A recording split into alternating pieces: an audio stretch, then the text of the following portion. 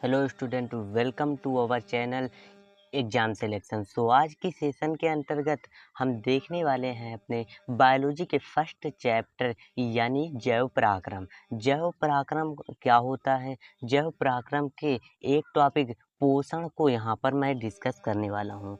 जैसा कि पोषण जो है वो एक मोस्ट इम्पॉर्टेंट टॉपिक है। किसका मोस्ट इम्पॉर्टेंट? जैव पराक्रम टॉपिक जो है वो आपके पेपर में यहाँ से 5 नंबर के प्रश्न बनता है।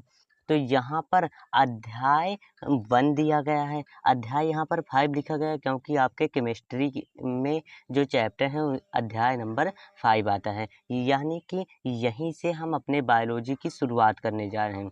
जैसा कि चैप्टर का नाम है जैव पराक्रम। तो जैव पराक्रम क्या होता है? जैव पराक्रम में हर वो टॉपिक और हर वो लॉन्ग क्वेश्चन और शॉर्ट क्वेश्चन, मतलब लॉन्ग और शॉर्ट क्वेश्चन को ध्यान में रखते हुए मैं इस सेशन को कवर करने वाला हूँ।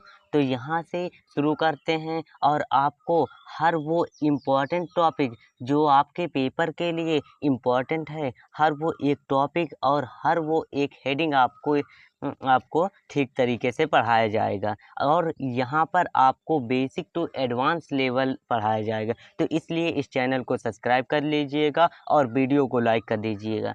जैसा कि चैप्टर का नाम है जैव पराक्रम, तो जैव पराक्रम होता क्या है? तो यहाँ पर परिभाषा दी गई है, वे सभी पराक्रम जो संयुक्त रूप से जीव के अनुरक्षण का कार्य करते हैं। यहाँ पर क्या लिखा गया? अनुरक्षण। अनुरक्षण का मतलब क्या होता है?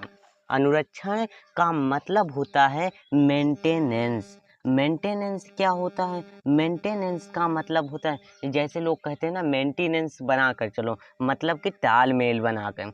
तो अनुरक्षण का मतलब होता है कि तालमेल बनाए रखना, मतलब कि जीव को जीने में सहायक करना, तो उसे ही कहा जाता है जैव पराक्रम। जैसा कि जैव पराक्रम जो है उसके 4 भाग होते हैं, मतलब आपका ये जो जैव पराक्रम चैप्टर है उसके कुल 4 भाग होंगे। पहला भाग जो है वो पोषण, दूसरा भाग श्वसन, तीसरा भाग वहन और चौथा भाग जो है उत्सर्जन। पोषण यहाँ पर हम कवर करने वाले हैं इस सेशन के अंतर्गत, और अगले आने वाले सेशन के अंतर्गत श्वसन को देखेंगे, मतलब श्वसन क्रिया किस प्रकार से होती है। और अगले चैप्टर, तो इस प्रकार से 4 पार्ट बनेंगे इस चैप्टर को समाप्त होने के लिए। तो यहाँ पर हम देखेंगे पोषण क्या होता है। तो स्टार्ट करते हैं यहाँ से। तो पोषण क्या होता है? पोषण को आप पहले समझिए, पोषण क्या होता है। तो पोषण जो होता है किसे कहा जाता है? तो पोषण, भोजन को ग्रहण करने को ही क्या कहा जाता है? पोषण कहा जाता है। जैसा कि पोषण पोषण को इंग्लिश में क्या कहा जाता है? न्यूट्रिएशन। न्यूट्रिएशन का मतलब होता है भोजन को ग्रहण करना। भोजन को ग्रहण, अगर आपसे पूछा जाए क्वेश्चन कि पोषण क्या होता है, यानी व्हाट इज न्यूट्रिएशन, तो पोषण, भोजन को ग्रहण करना ही पोषण कहलाता है। यहाँ पर लिखा गया है भोजन ग्रहण करना, पचे भोजन का अवशोषण। अवशोषण का मतलब होता है जो चीज को बॉडी एक्सेप्ट करती है उसे ही अवशोषण कहा जाता है। एवं शरीर द्वारा अनुरक्षण, अनुरक्षण का मतलब होता है मेंटेनेंस के लिए उसका उपयोग यानी यूज करना ही क्या कहलाता है? पोषण कहलाता है। और यहाँ पर अब पोषण के प्रकारों की बात कर लेते हैं। तो पोषण के आधार पर जीवों को 2 भागों, मतलब कि पोषण के तरीके, उनके खान पीने की, मतलब भोजन करने के तरीके पर जो जीव होते हैं उनको 2 भागों में बांटा जा सकता है। तो पोषण के कौन कौन से 2 प्रकार होते हैं यहाँ पर लिखे गए हैं। तो पोषण जो होता है, जैसा कि पोषण के 2 प्रकार होते हैं, एक स्वपोषी पोषण और एक विषमपोषी पोषण। तो यहाँ पर स्वपोषी पोषण लिखा गया है। तो यहाँ से एक पेपर में क्वेश्चन बनता है। यहाँ पर लिखा गया है स्वपोषी पोषण और दूसरा इसी का नाम है स्वपोषण। तो स्वपोषी पोषण और स्वपोषण में क्या डिफरेंट होता है आप समझिए पहले। तो स्वपोषी पोषण मतलब कि जो जीव पोषण करेगा तो उसे स्वपोषी पोषण, और स्वपोषण का मतलब होता है एक प्रक्रिया होगी। यहाँ पर स्वपोषण आप लिख लीजिएगा, क्योंकि यहाँ पर स्वपोषी पोषण और स्वपोषण में स्टूडेंट जो हैं वो डिफरेंट का नहीं जानते। और विषम इसी प्रकार से विषम पोषी पोषण में क्या है कि विषम पोषी पोषण भी कहा जाता है और विषम पोषण भी कहा जाता है। तो यहाँ पर विषम पोषी पोषण मतलब जो जीव पोषण करेगा तो उसे विषम पोषी जीव पोषण कहेंगे। और विषम पोषण जो है वो एक प्रकार की प्रक्रिया है। तो स्वपोषी पोषण क्या होता है, तो यहाँ पर परिभाषा दी गई है, पोषण का वह तरीका जिसमें जीव अपने आसपास के वातावरण में उपस्थित सरल, वातावरण का मतलब होता है एटमॉस्फेयर में उपस्थित सरल अजैव पदार्थ को, जैसे CO2, मतलब यहाँ पर अजैव पदार्थ, आपको अजैव पदार्थ या फिर इसे ही आप कह सकते हैं अकार्बनिक पदार्थ।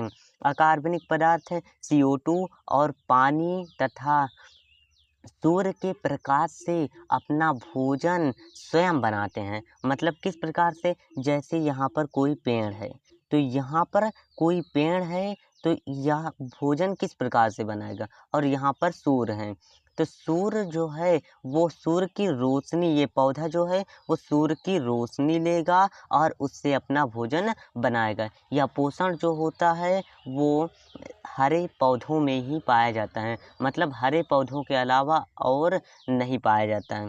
तो आपको ध्यान में रखना है स्वपोषी पोषण के अंतर्गत जो आता है वो हरे पौधे आते हैं, और विषम पोषी पोषण के अंतर्गत आपको ध्यान रखना है कि मानव, अच्छा आपको के माइंड में ये क्वेश्चन बनना चाहिए कि स्वपोषी पोषण और विषम पोषी पोषण, जैसा कि मानव भी पोषण करता है तो मानव किस प्रकार का पोषण करता है, तो आपको ध्यान में रखना है कि मानव जो है वो विषम पोषण करता है। मतलब मानव एक विषम पोषी जीव है।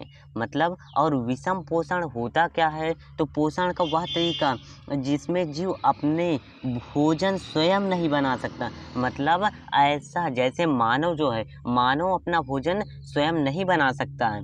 क्यों नहीं बना सकता, क्योंकि मानव जो है वो अजैव पदार्थों से अपना भोजन नहीं बना सकता। अजैव पदार्थ जैसे CO2 और मतलब CO2 और पानी और सूर्य के प्रकाश से भोजन नहीं बना सकता है। केवल हरे पेड़ पौधे ही भोजन बना सकते हैं। तो आपको ध्यान में रखना है कि विषम पोषी पोषण का उदाहरण है मानव और अन्य जीव आते हैं, और स्वपोषी पोषण का उदाहरण है हरे पौधे। अब हम देखेंगे स्वपोषी पोषण को और डिटेल में। तो स्वपोषी पोषण की बात करें तो स्वपोषी पोषण होता क्या है, तो स्वपोषी पोषण हरे पौधों में, जैसा कि मैंने बताया कि स्वपोषी पोषण जो होता है वो हरे पौधों में होता है, तथा कुछ जीवाणु जो प्रकाश संश्लेषण कर सकते हैं में होता है। मतलब कि ऐसे जीव जिनमें प्रकाश संश्लेषण की प्रक्रिया होती है वे जीव और जीवाणु, मतलब कुछ हरे पेड़ पौधे और जीवाणु दोनों ही इन प्रक्रियाओं स्वपोषी पोषण प्रक्रिया को कर सकते हैं। तो स्वपोषी पोषण के अंतर्गत प्रकाश संश्लेषण नामक एक टॉपिक आता है, जिसको अगले आने वाले पार्ट के अंतर्गत हम कवर करने वाले हैं। तो अब विषम पोषी पोषण की बात करें तो आपको यहाँ पर ध्यान रखना है कि विषम पोषी पोषण या विषम पोषण इसे भी कहा जा सकता है। तो विषम पोषी पोषण को आपको ध्यान में रखना है कि इसके 3 भाग होते हैं। एक प्राणी समभोजी पोषण, और दूसरा जो है मृतजीवी पोषण, और तीसरा जो है वो परजीवी पोषण। तो यहाँ पर आपको ध्यान में रखना है कि प्राणी समभोजी पोषण क्या होता है। प्राणी समभोजी पोषण का मतलब होता है कि मतलब एक प्राणी जो है वो भोजन को ग्रहण करेगा। जैसे मानव एक प्रकार का प्राणी है, तो ये मानव जो भोजन को जिस तरीके से ग्रहण करेगा तो उसे प्राणी समभोजी पोषण कहा जाता है। जैसा कि यहाँ पर परिभाषा लिखी गई है कि इनमें जीव संपूर्ण भोज्य पदार्थ का का अंतर ग्रहण करते हैं तथा उनका पाचन शरीर के अंदर होता है। जैसे मतलब कि शरीर के अंदर, जैसे मानव है तो मानव जो है वो भोज्य पदार्थ को ग्रहण करेगा और उसके मानव के अंदर जो होगा वो पाचन होगा। तो इस प्रकार से अमीबा में भी पाचन होता है। तो मानव और अमीबा जो है वो प्राणी संभोजी पोषण का उदाहरण है। ध्यान में रखना है आपको, ये जो तीनों प्रकार हैं, प्राणी संभोजी पोषण, मृतजीवी पोषण और परजीवी पोषण, ये विषमपोषी पोषण के ही अंतर्गत आते हैं। अब अगले प्रकार की बात करें, मृतजीवी पोषण, मतलब कि ये मृत जीवों पर आश्रित होते हैं। मतलब मृतजीवी पोषण का मतलब होता है कि ऐसे ऐसे चीज़ों का पोषण करना जो मृत हैं। मतलब मृतजीवी पोषण में ऐसे चीज़ों का पोषण किया जाता है जो मृत होते हैं। यहाँ पर दिया गया है कि मृतजीवी अपना भोजन मृत जीवों के शरीर व सड़े गले व अकार्बनिक पदार्थों से प्राप्त करते हैं। मतलब कि ये जीव जो होते हैं वो उस मानव के मृत अवशेषों व जीव जंतुओं के मृत अवशेषों पर निर्भर रहते हैं। जैसे कवक और फफूंद जो हैं वो मृतजीवी पोषण के उदाहरण बनते हैं। विषमपोषी पोषण का अगला प्रकार आता है परजीवी पोषण। परजीवी पोषण, परजीवी, यहाँ पर आप अर्थ समझिए। परजीवी का मतलब होता है दूसरे जीव पर आश्रित। मतलब जो जीव दूसरे जीवों पर आश्रित रहते हैं। जैसे आपने भैंस देखी होगी, भैंस जो होती है उसके शरीर पर एक काली काली सी जोक लिपट जाती है और भैंस को बिना मारे उससे खून चूसती रहती है। तो यहाँ पर जो जोक है वो एक प्रकार का परजीवी पोषण कर रही है, कहाँ से? भैंस के शरीर से। तो परजीवी पोषण अन्य जीवों के शरीर के अंदर या बाहर रहकर उनको बिना मारे, आपको यहाँ पर ध्यान में रखना है कि बिना मारे, मतलब कि यहाँ पर उस भैंस को मृत्यु नहीं करती है। तो इसी प्रकार से अमर बेल जो है वो पेड़ में लिपटी होती हैं। और तो यहाँ पर आपको, और जो मानव की खोपड़ी में लगी होती हैं। और फीता कृमि जिसे अमर बौरिया भी कहा जाता है। तो इसके उदाहरण हो गए ये। तो आपको ध्यान में रखना है, इनके उदाहरण जो हैं वो मोस्ट इम्पॉर्टेंट हैं। आपको एक एक उदाहरण ध्यान में रखना है कि कौन से उदाहरण किसके हैं, मतलब विषमपोषी पोषण के कौन से उदाहरण हैं।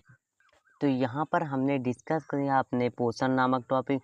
अब अगर आपको पोषण नामक टॉपिक एकदम से क्लियर हो गया होगा, तो अगर क्लियर हो गया हो तो आप वीडियो को लाइक और चैनल को सब्सक्राइब कर दीजिएगा। अब अगले आने वाली सेशन के अंतर्गत हम श्वसन क्या होता है, श्वसन के कितने प्रकार होते हैं, वो सब डिस्कस करेंगे अगले आने वाली सेशन। तो एंड करते हैं अब यहीं पर इस सेशन को। जय हिंद, जय भारत।